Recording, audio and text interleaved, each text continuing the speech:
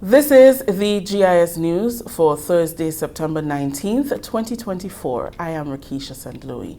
In the headlines, 50 families set to benefit from Build Back Better project in Carriacou, and Grenada commended by ECCB for setting corporate governance trends within the region. We'll have details to these stories and more when we return.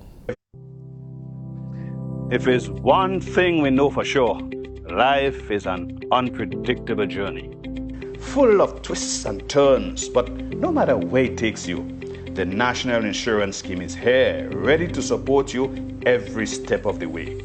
Sickness benefits ensures that you can focus on recovery, not financial stress. Maternity allowance and grant provides essential support to start your beautiful journey of parenthood. The unemployment benefits act as a safety net, giving you peace of mind during challenging times. Employment injuries can be daunting, but NIS provides comprehensive coverage, including injury benefit, medical expenses, disablement, and death benefits.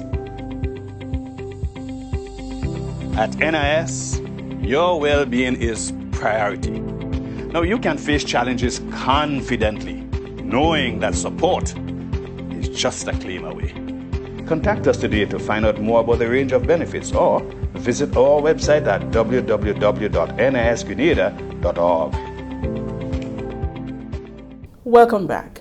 Grenada has come in for high praise from the Deputy Governor of the Eastern Caribbean Central Bank for setting a trend that other governments can follow with regards to corporate governance. Dr. Valda Henry was addressing the opening of the 2024 Conference of Directors of Public Sector Entities at the Grenada Trade Center on Wednesday.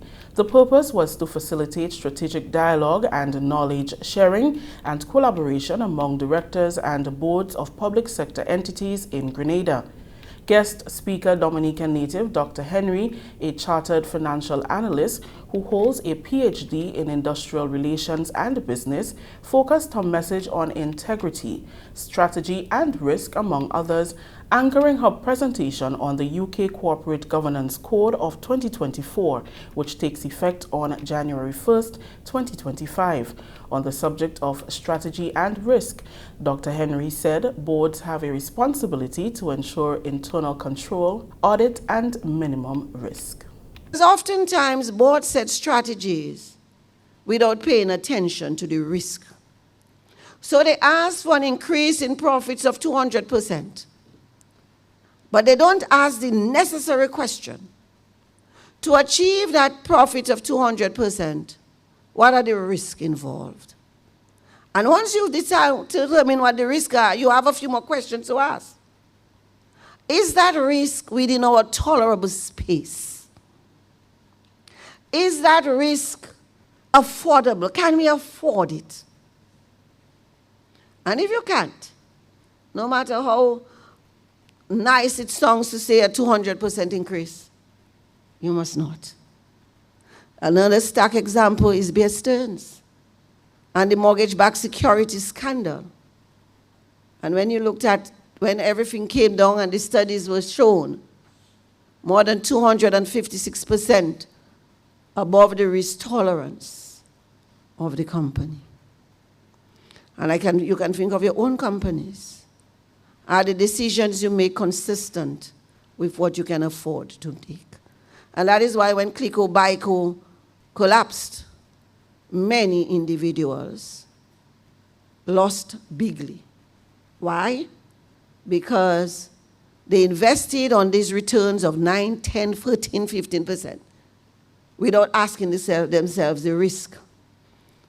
And then, of course, many of them could not afford it because some of them had invested their entire life savings. In July 2022, the government invited interested individuals at home and in the diaspora to indicate their willingness to serve as directors on various boards, and more than 1,500 responded.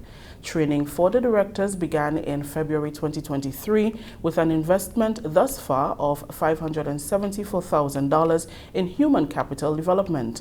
As of March 2024, 125 directors have been trained and accredited. Prime Minister Honorable Deacon Mitchell maintains that government must be effective, transparent, honest, and accountable.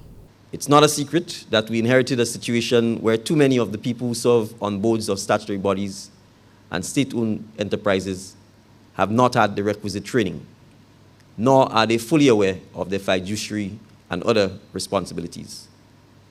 That approach to governance of our statutory bodies and state-owned enterprises should not be allowed to continue.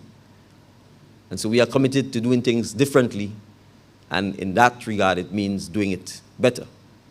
So your engagement this morning and today, as directors of state-owned enterprises and statutory bodies, is to ensure, among other things, that you appreciate the need to have a crystal clear understanding of the mandate of your entity and how you should go about playing your part in pursuing that mandate with prudence.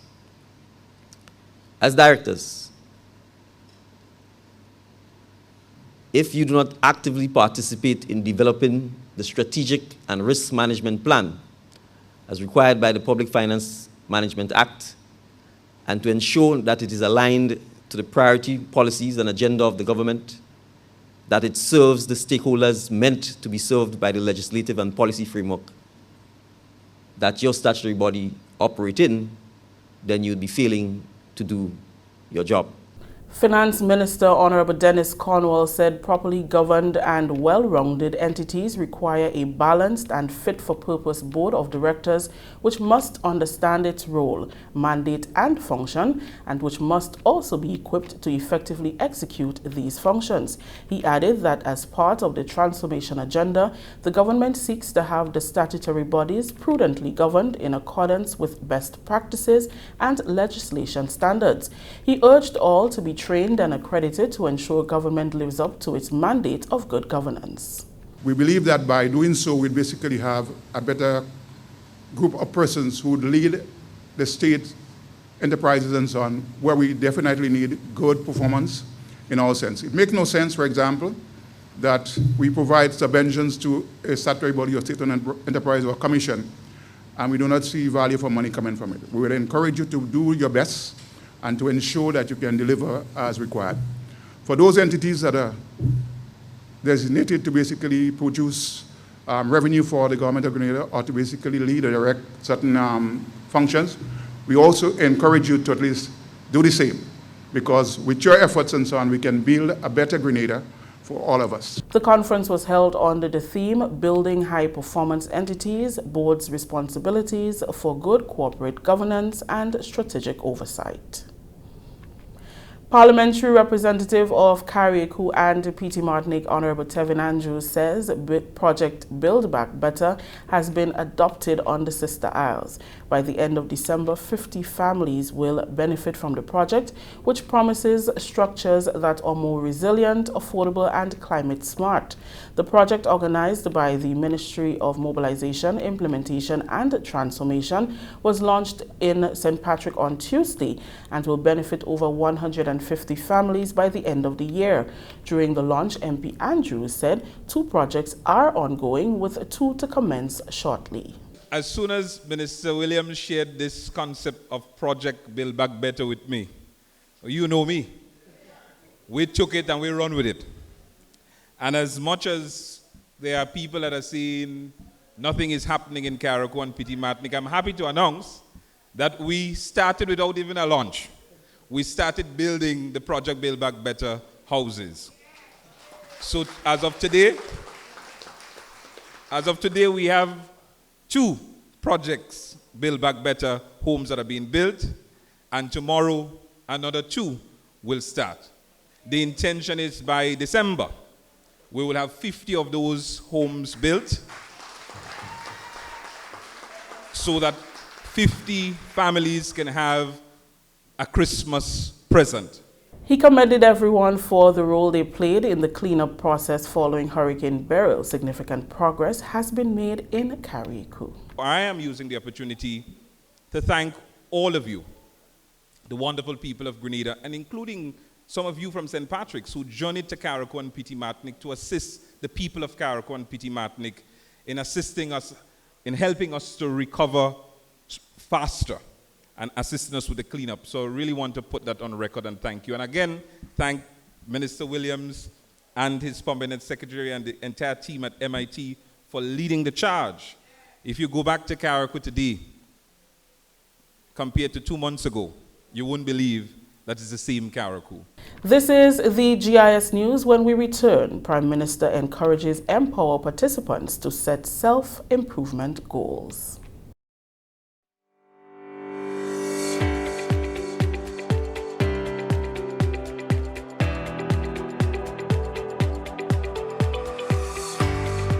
Are you a member of a youth-led organization in Grenada? Are you ready to take your community, youth, or sports organization to the next level? Then this video is for you. Community-based organizations are the backbone of our communities and parishes. They nurture our future leaders, preserve the heritage of Grenada, and enrich our social fabric. Sadly, there has been a significant decrease in the number of community youth-led and other organizations in our communities. Additionally, the existing organizations often face several challenges that hinder them from achieving their goals. That is why the Division of Youth has designed 2-day workshops designed exclusively for executive members of community youth-led organizations or other youth leaders in Grenada. These workshops will focus on building the capacity of organizations by enhancing their leadership skills, planning and execution, mobilization, financial management, and monitoring and evaluation. But wait, there's more. The Ministry of Youth is excited to introduce the Community Grant Fund, a fantastic opportunity for organizations to access additional resources to help with their community development initiative. The workshops will take place on October 12th and 13th at the Grenada Youth and Cultural Center, St. George, and November 9th and 10th at the St. Martin Retreat Center, Mount St. Evans, St. Andrew. For more information, please visit our Facebook page at the Ministry of Youth and Sports and follow us on Instagram at MOYGND473. Youth leaders, community groups, take this opportunity. Don't miss out on it. See you there.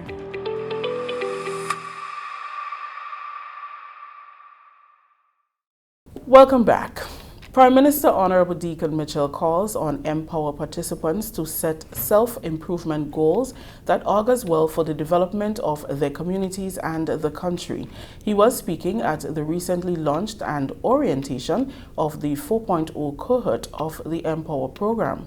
Over 400 young men were enrolled to upskill themselves and to be more marketable for employment and or even start their own businesses.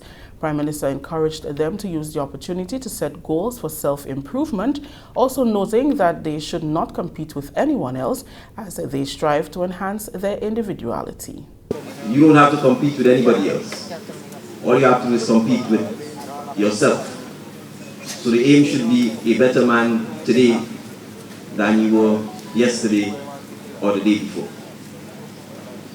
That is not always easy to do. Sometimes you go forward, sometimes you go backward, sometimes you go sideways. But it is always important to have a goal or goals and to work towards it. Prime Minister Mitchell reminded them to aim bigger than their existing circumstances, which is not a definition of who they are. You don't determine the house you're going to be born in, you don't determine the village you're going to be born in. But there are things you have the opportunity to change and determine about your life. So where you come from, who your parents are, the village you come from is not an excuse for not taking control of your life and what you want to do with your life. And so you're at an age range where it's critical for you to decide what are the things you want to accomplish and to be able to work to accomplish them. And don't let the perfect be the enemy of the good. There is no perfect person, unless you're God. So accept yourself, like yourself, love yourself, appreciate yourself, feel good about yourself, feel happy about yourself, because there's only one you. Member of Cabinet Honorable Andy Williams highlighted the significance of the project to make a difference in their lives. Each one of us here have an opportunity to do better. Sometimes we say that the system failed us and the system did not give us a chance. But you have a chance now, and it is up to you to take advantage of that chance.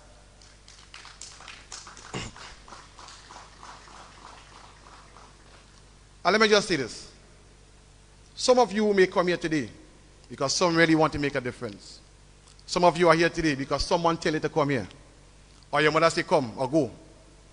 Guys, let me tell you something. In life, if you get a chance to get a second chance, that is a luxury. Life waits on no one. Life owes you nothing. It is up to you to make a difference. It is up to you to take every opportunity you can get to make a difference. So this Empower program, I applaud the minister and her team for doing it.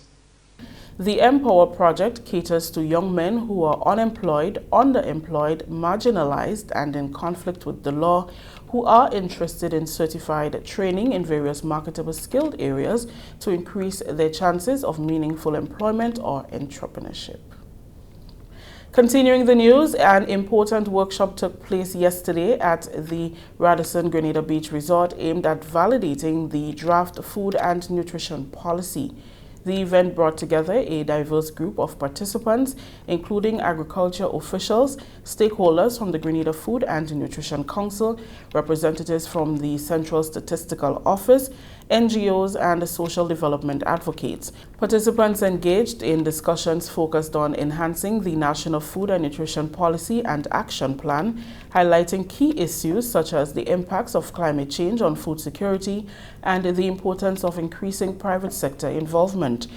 It is going to guide the process towards significantly reducing hunger and diet-related diseases over the next 5 years. This is an opportune time to greatly support the accelerated effort of the government to create a healthier food supply system. The Ministry of Agriculture understands that problems of hunger and diet-related disease are multifaceted, require multifaceted solutions. Therefore, we have to ensure that national food security and nutrition for the immediate and medium term is guided by a policy that strategically addresses healthy eating and its influencing factors, including access to healthy, safety, and affordable food, as well as consumers' knowledge, attitudes, and habits.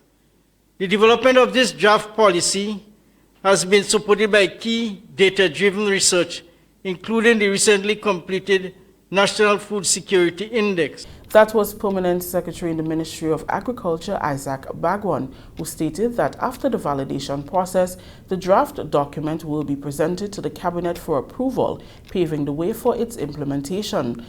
Under the guidance of Michael Church Sr. and FAO Policy Specialist Roberto Telleria, the workshop featured dynamic brainstorming sessions that encouraged participants to develop innovative strategies for enhancing food and nutrition security through public-private partnerships, parish-based collaborations, and social protection initiatives. P.S. Bagwan underlined the importance of taking necessary actions to enhance the objectives of the documents are achieved.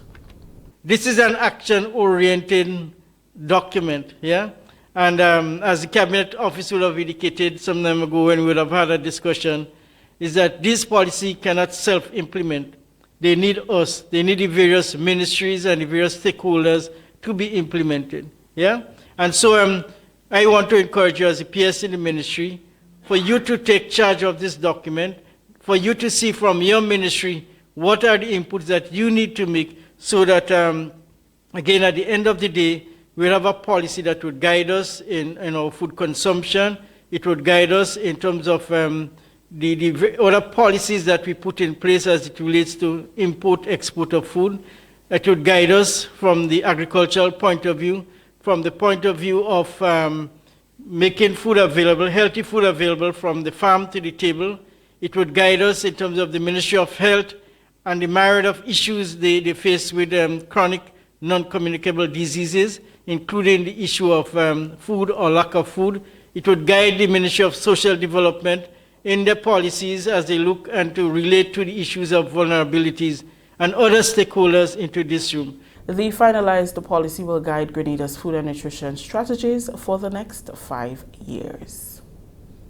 The Ministry of Education continues to provide psychosocial support to teachers on the sister isles of Carriacou and Petit Martinique and throughout Grenada. During a recent press briefing facilitated by the ministry, officials mentioned that the Franciscan Institute based in Trinidad, which specializes in trauma and post-disaster support, and UNICEF is also collaborating with the Ministry of Education to give additional support to teachers and students. Chief Education Officer Dominic Jeremiah gave additional details. The passage of Hurricane Beryl, that everyone has suffered some kind of negative impact from the passage of the storm. And therefore, before we can delve back into the regular life of teaching and learning, it is important for us to provide psychosocial support, not only for teachers and students, but also for our school leaders. And last week, prior to last week, on the northern tip of the island, that opportunity was provided for our teachers and school leaders in the northern part of the island. It was coordinated by the student support team from the Ministry of Education, and by all reports, it went very well. The teachers, the principals, school leaders who participated gave a lot of commendation to the team for the timely execution of the session. And the same thing happened last week. During the week of September 9th to the 13th, a team of 4 counselors, counseling supervisors from the Ministry of Education traveled to Carriacou. On Wednesday, they conducted 2 days psychosocial session with the Ministry of Education staff in Carriacou and the principals and teachers in charge. Again, the report from the team was that very similar to the ones from Grenada. The sessions were welcome and they were well received by the participants.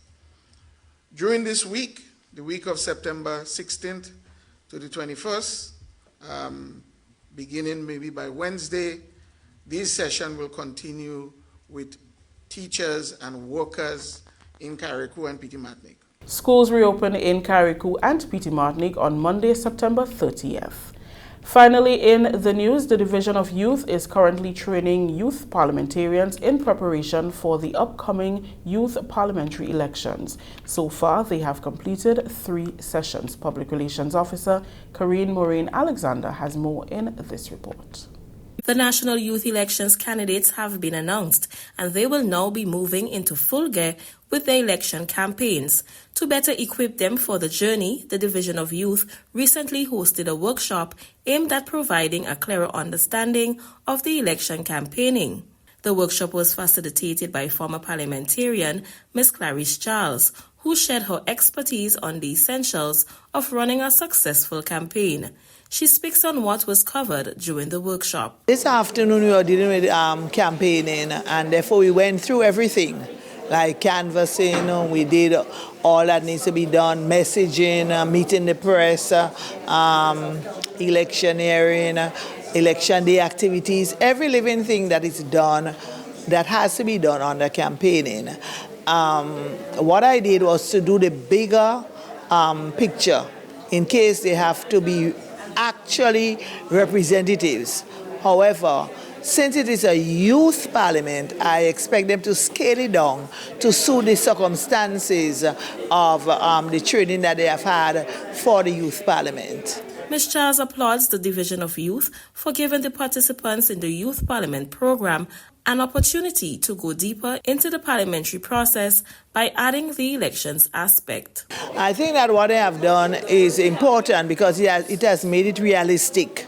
What they were doing things in isolation. They were debating, they were going into parliament. That was good, no problem. I have heard very great debaters in the houses of parliament. However, in order to reach the house of parliament, you have to be a candidate. You have to campaign. You have to produce your manifesto. You have to do everything. So it is putting it on the ground and telling them, listen, this is what needs to be done. It is not easy.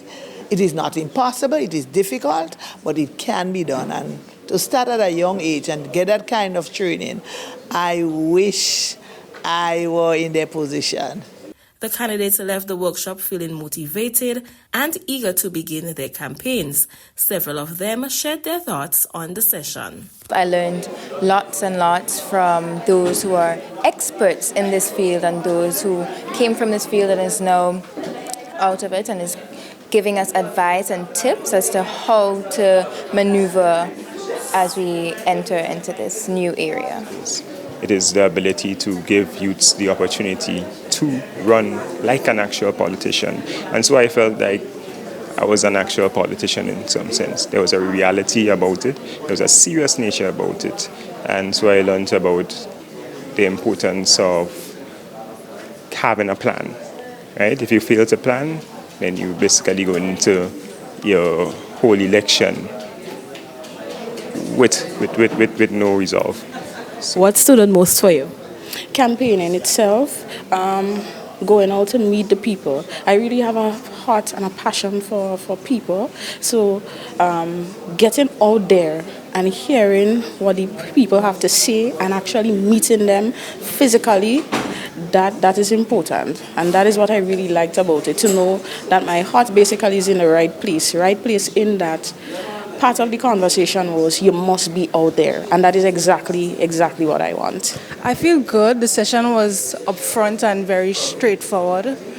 Some important facts. This is a new forum for me, and I'm excited. Well, I am super stoked, and I would like to applaud the Ministry of Youth for taking such an excellent initiative, because in the past, youth MPs have been advocating for this, and I believe that the Ministry of Youth should be commended and highly praised for listening to the youth and implementing their desires. As the candidates gear up for the elections, young people across Grenada are reminded to register to vote. This is an important opportunity to have a say in who will represent them and their voices in the National Youth Parliament. The Division of Youth encourages all eligible youth to ensure their voices are heard by participating in the election process. Registration is open at youthelections.gov.gd, and further details can be obtained from the Ministry of Youth and Sports. I am Karen Maureen Alexander reporting. Thank you, Karine. That story just ended the GIS News. When we return, a look at the sports highlights. The Ministry of Youth and Sports wrapped up its parish-level Youth Parliament sessions in May and June 2024, where passionate young leaders from across Grenada boldly voiced their concerns and offered insightful recommendations on pressing issues, from capital punishment and education reform to firearm amnesty. These 2024 youth parliamentarians demonstrated sharp research, eloquent delivery, and a readiness to lead. They embodied the vibrant future of Grenada, stepping confidently into the roles of tomorrow's decision makers. The Division of Youth is getting ready for the second phase of the National Youth Parliament Program 2024, the National Youth Elections. Here are your candidates who will be campaigning to become National Youth Parliamentarians. St. Andrew Southeast, Amanda Japal George and Kevon George. St. Andrew Southwest, Zadie Barry and Cameron Sensier. St. Andrew Northeast, Emerson Calist and Kerrian Marast. St. Andrew Northwest, Derricka Samuel and Joshua Andel. St. Patrick East, Asha McEwen Sylvester, Shanida Shade. St. Patrick West, Zinzi Noel and Sean Williams. St. Mark, Kiel Cyrus, Akim Phillip and Tiwana Scott. St. John, Sashona McVean and Elon James. St. David, Antonia Kutain and Tarek Miller. St. George Northeast, Kwesi Pope and Akim Williams. St. George Northwest, Jamal Mitchell and Angela Bowen. St. George South, Giovanna Mark and Jonathan Mitchell. St. George Southeast, Symphony Lord and Vonick Lewis. And the Tongue of St. George, Ray Meyer Griffin and Melissa Julian. The National Youth Parliamentarians will be enrolled into the program for 2 years, in which they will be engaged in continuous leadership training. They will participate in regular national youth parliamentary debates. They will receive mentorship and will have access to the Division of Youth and Sports Community Support Grant Fund to assist with their various community initiatives. Young people, the countdown is on for your voices to be heard as to who you will want represent your constituency in the National Youth Parliament. Mark the date, December 5th. To vote, you must meet the following criteria. Must be between the ages of 16 to 35. Must be a Grenadian national and must submit a copy of a valid identification card or document. Registration ends November 22nd. For more information, please contact the Ministry of Youth and Sports on 440-6917 or email ascoy@youth.gov.gd.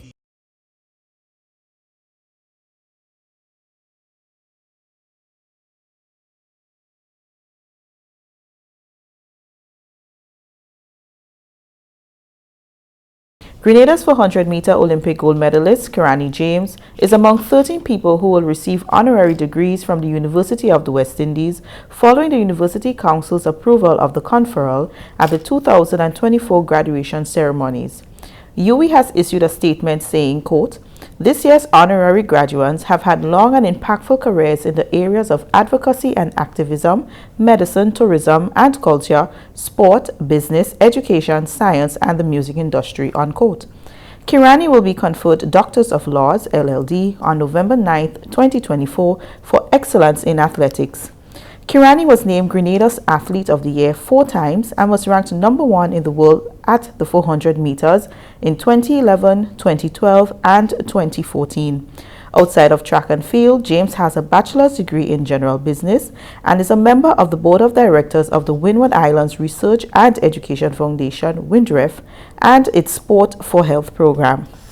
Also among the 13 is Antigua and Barbuda's cricket legend Curtly Ambrose, who will be conferred Doctors of Law for his contribution to cricket. President of Grenada's Drafts Association, Adam Andal, wants to see games like drafts and chess incorporated in the school's curriculum as a way of helping to enhance the mental and analytical skills of students. He spoke with the Government Information Service this week as Grenada prepares to host the Pan American Rapid Drafts Tournament at the MacDonald College this weekend. The round-robin tournament officially begins on Sunday, September 22nd and runs until Wednesday, the 25th. Team Grenada will be joined by teams from Antigua, St. Lucia, Dominica, and Suriname. When you look at the trend with the kids now, everything is just fast. Nobody want to take the time to do anything. So if the government gets serious and engage us, or we engage them, and we look to introduce these things into the schools, I believe that going forward, the next generation, you'll see a very, very different mindset when it comes to problem solving, elimination of violence in the streets. Because when you sit to play draft, you sit to play chess, you have nothing on your mind but the game. Well, for me, when I'm playing, if an express train goes over my head, I would not hear it because this is what I am into. So these are the benefits that I think you can get from playing this sport. Former national champion Dwight Clark told the GIS he's excited and ready for the challenge. I feel very confident for real because of the experience I had when I travel and play. I feel very confident because I know a couple players and I think I know how to attack them this time. And you know, it's been, for the past couple times I played, I've been a bit nervous. The first time I took part in a tournament, I was a bit nervous, and I think I came, I think it was second. That was in St. Patrick's in Chantimel. It was by a shop. I'm not sure. I can't remember the shop though. But I think I was at the age of 22 or 23, and I was the youngest player. I was a bit nervous, but it worked, and I came second. And you know, after that, I become more confident every single time I took part in a tournament. the time I won a tournament. it was very good. Finally, in cricket, back-to-back sixes of the bat of Tim David at the start of the final over saw Trinbago Knight Riders defeat Guyana Amazon Warriors by 5 wickets in the Caribbean Premier League in Port of Spain. Both sides had periods of dominance in a mid-table clash that lived up to its billing as one of the standout fixtures of the 2024 Republic Bank CPL. Kyron Pollard called the coin toss correctly and elected to field first at the Queen's Park Oval, and his side gave Dwayne Bravo a touching guard of honor in what could be the veteran all-rounder's final game at the iconic ground, having announced his CPL retirement earlier in the competition. The Warriors were reduced to 76 for 7 before Romario Shepherd posted a crucial half-century from the lower order to rescue his side and put up a competitive total of 148 for 7. Final scores: Trinbago Knight Riders 149 for 5 in 19.2 overs and Guyana Warriors 148 for 7 in 20 overs. A recap of the top stories: 50 families set to benefit from Project Build Back Better in Carriacou, and Grenada commended by ECCB for setting corporate governance trends within the region. On behalf of the entire news and production team, I am Rikisha St. Louis saying thank you for joining us.